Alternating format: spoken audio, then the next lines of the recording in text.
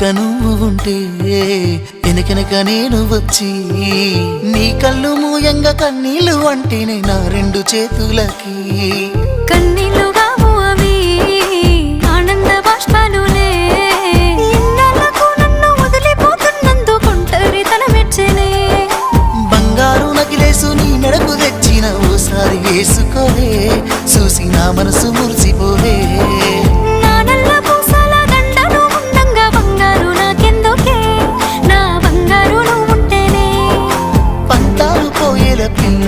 మన బంధాలు కలిసాయిలే